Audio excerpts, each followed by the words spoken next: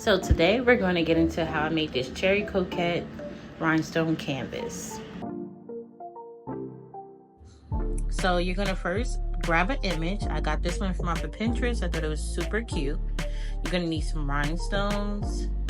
You're also going to need some painter's tape, and you're going to need a blank canvas. I use acrylic markers. You can use acrylic paint, but I thought the markers was much easier. The canvas that I used was 8 inches by 10 inches. And the secret sauce is carbon paper.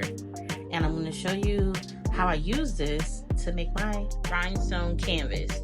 So we're going to start off by getting our canvas and our printed image of your choice. And you're going to use your carbon paper. So you're going to make sure that the shiny part of that paper is facing down on the canvas. This is very important because that's how it's going to be transferred over to the canvas. And I did print my image a little bigger. I recommend just making sure the picture is slightly smaller than the canvas so you don't have to come into the little problems that I've encountered. And next I'm just going to tape it down to make sure that it doesn't move. The little tool that you see is going to help me trace the picture onto the canvas. It came with the carbon paper and it is linked in my Amazon storefront.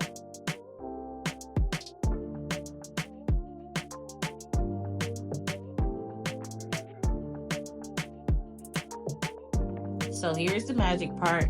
You're just going to trace your image with that tool that came with the package. I'm not sure what it's called, but it definitely did help with like precision. So this is all I'm doing here is just tracing onto my canvas.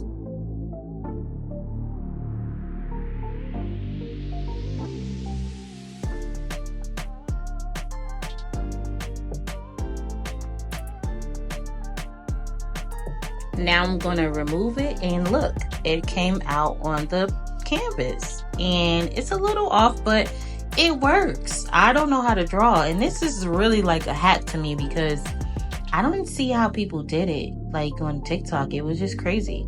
But next I'm going to go in with my acrylic markers. I got these from Michael's, but you could definitely purchase them from my Amazon storefront. I just thought that the little paints and the paintbrush was just too messy. I wanted something clean, so I'm just going in with the acrylic markers. I'm going to start off with my letters that was cut off because I made my image too big, and then I'm just going to go ahead and trace using the colors that I want for my canvas.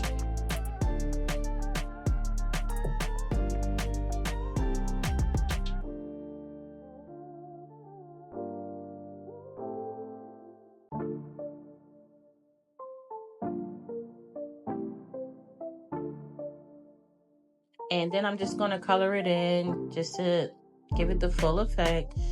You do have to shake the acrylic markers because they do, the paint does get stuck. But this is my first time using them, so I think it came out pretty good. Right here is when I noticed that the paint was kind of dull, so I started to shake my marker just to get the paint down and evenly coated. And I'm just going to continue to trace around the canvas with the acrylic markers until I'm finished. And you could also seal your painting with Mod Podge before you apply the rhinestone glue. I didn't, but if you want to have that extra protection, you can. And this is how it turns out. Now we're going to rhinestone. I'm using liquid fusion glue in a squeeze glue bottle to apply my rhinestones. You're going to need a wax pencil and the rhinestones.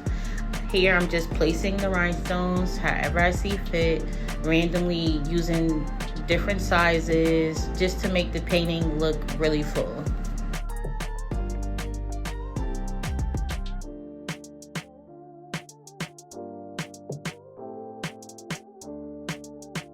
I like to start off going with the outline of a bigger stone. The 5M size is my favorite stone, and then I'm just going to randomly place any size stones in between.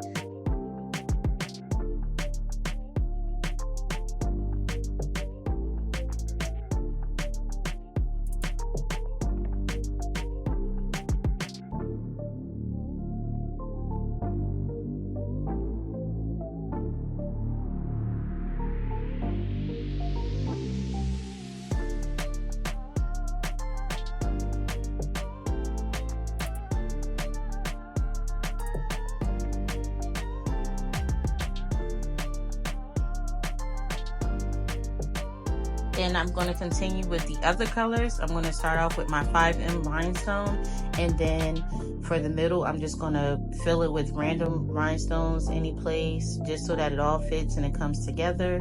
I did turn my canvas upside down because I didn't want to mess up the cherries because the glue was still drying. So just keep that in mind when you are doing the rhinestone canvas. You want to make sure that you don't smudge your hand on the rhinestones that still has the fresh glue.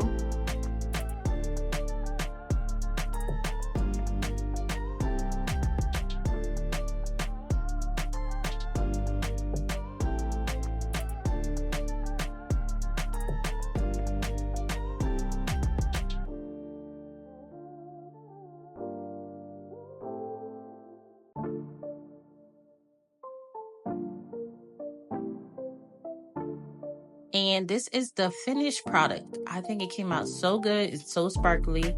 I think I want to finish the canvas. I don't know. Maybe I should, maybe I shouldn't. But just let me know in the comments. And thank you for watching.